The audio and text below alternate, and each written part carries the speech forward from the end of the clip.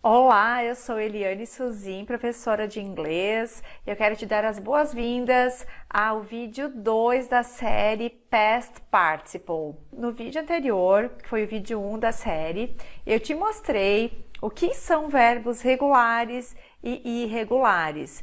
Essa é a primeira coisa que você precisa entender para saber de onde vem o Past Participle. Então, vamos dar uma recapitulada nesse ponto. Os regular verbs são os verbos regulares. Por que eles são chamados de regulares? Porque tanto a forma desses verbos no passado quanto no passado particípio, você forma simplesmente acrescentando as letras ED no final do verbo na forma básica. Então, por exemplo, answer, temos o passado simples é answered para todos os sujeitos e o passado particípio também. Discover, que é outro exemplo de verbo regular, no passado simples fica discovered e no passado particípio também, eles são idênticos. O need se torna needed, tanto no passado simples quanto no passado particípio. E o verbo want se torna wanted, tanto no passado simples quanto no passado particípio. Então, o passado particípio é essa terceira coluninha aqui dos verbos regulares. Os verbos regulares são muito fáceis. Eles são a maioria dos verbos e você só precisa lembrar que quando quiser utilizá-lo no passado, você vai pegar o verbo na forma básica e acrescentar ed no final. Já com os verbos irregulares, a coisa é um pouco diferente. Cada um deles tem uma forma diferente no passado e no passado particípio também. Por exemplo, do, que é fazer, fica did no passado e done no passado particípio. Break fica broke no passado simples e broken no passado particípio.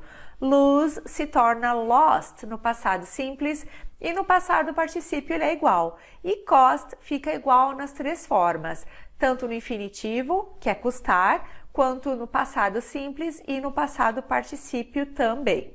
Então, normalmente os livros de gramática vêm com uma lista dos verbos irregulares.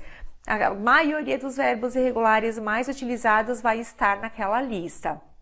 E você precisa memorizá-la e se expor constantemente ao inglês, e essa memorização pela utilização vai acontecendo gradativamente de uma forma bem natural.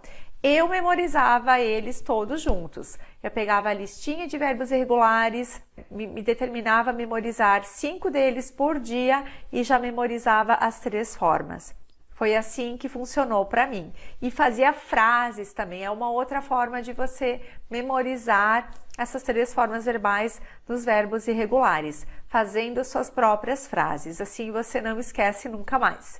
Bom, mas o tema desse vídeo é Past Participle. E no vídeo 1 da série eu te mostrei como utilizar o Past Participle como um adjetivo. Se você não assistiu, procure esse vídeo ali na série de vídeos sobre gramática. Vídeo 1 dessa série, utilização do Past Participle como adjetivo.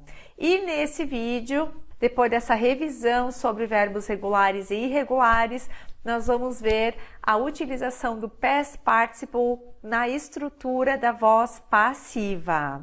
Vamos lá então, vamos a alguns exemplos. Harry Potter books are read all over the world. Os livros do Harry Potter são lidos por todo o mundo. Então, o verbo read, forma básica read, que é ler, o passado simples é read, read, mas a gente escreve do mesmo jeito. E o passado particípio também é read. Então, você vai escrever read, read, read, mas a pronúncia no passado muda para read. E no passado particípio também.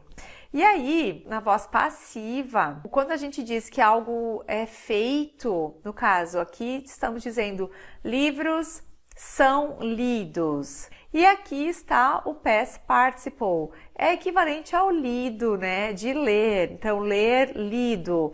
Read, read. São lidos no mundo todo. Mais um exemplo aqui. Some people believe that laws are made to be broken. Algumas pessoas acreditam que leis são feitas para serem quebradas. Aqui temos dois exemplos de past participle. O made são feitas, então are made, passado particípio do verbo make. Make, made, made. Então, tanto no passado simples quanto no passado particípio, a conjugação do make fica made. E broken, que é o passado particípio de break. Break, broke, broken. Então, a gente utiliza aqui na voz passiva o verbo break no passado particípio. Laws are made to be broken. Leis são feitas para serem quebradas. Então, made é o passado particípio do verbo make, fazer, e broken é o passado particípio do verbo break. The questions will be answered at the right time. The questions will be answered at the right time. As perguntas serão respondidas na hora certa. Aqui temos o verbo answer, responder, no passado particípio. Will be, serão respondidas. Então, the questions, as perguntas, serão, will be answered at the right time, respondidas na hora certa. E o último exemplo, lots of passports are lost every day. Muitos passaportes são perdidos todos os dias. O passado particípio do verbo lose, que é perder. Então, fica lose, lost é o passado simples e também é o passado particípio. Então, lose, lost, lost. Já começa a memorizar as três formas verbais do verbo lose, perder. Passaportes são perdidos todos os dias. Esse lost é o passado particípio do verbo lose. Uma coisa que a gente precisa entender é que na voz passiva o foco está na ação e não em quem faz a ação. Então, por isso que a gente diz, ó, os livros do Harry Potter são lidos pelo mundo todo. Não é importante, não é relevante dizer quem lê esses livros. A ideia é só expressar que os livros deles são lidos. A mesma coisa aqui, ó. Some people believe that laws are made to be broken. Algumas pessoas acreditam que as leis são feitas para serem quebradas. Não importa quem faz, não importa quem quebra. A questão é que algumas pessoas acreditam que elas são feitas para serem quebradas. Se você quiser dizer por quem, você vai adicionar um by depois da ação. Então, laws are made to be broken by individuals. Mas seria uma informação irrelevante, certo? Por isso que quem quebra as leis não é mencionado na voz passiva. Nesse exemplo de voz passiva. E essa próxima aqui também, ó. The questions will be answered at the right time. As perguntas serão respondidas na hora certa. Quem vai responder? Não sei, não é relevante, por isso que não foi mencionado nessa frase. O foco aqui é na ação de responder às perguntas, não em quem as responderá. E finalmente, quando dizemos que muitos passaportes são perdidos todos os dias, não dizemos quem perde os passaportes, pessoas, obviamente. Então isso é uma informação irrelevante, por isso que ela não aparece aqui na frase. Então essa é a moral da voz passiva.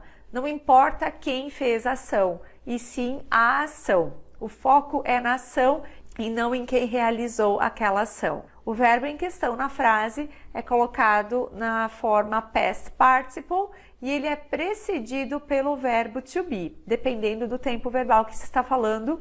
Pode ser o to be no infinitivo ou no simple present, pode ser no passado. Esse é um detalhe para a gente ver lá na aula sobre voz passiva. Então, o foco desse vídeo é te mostrar onde está o past participle nessas frases exemplo aqui, onde utilizamos a voz passiva. Bom, eu espero que você seja mais capaz de identificar o passado particípio sendo utilizado nessa situação de voz passiva. E eu fico por aqui nessa videoaula e a gente se vê no próximo vídeo. Obrigada por assistir, tenha um ótimo dia e a gente se vê em breve. Bye, bye!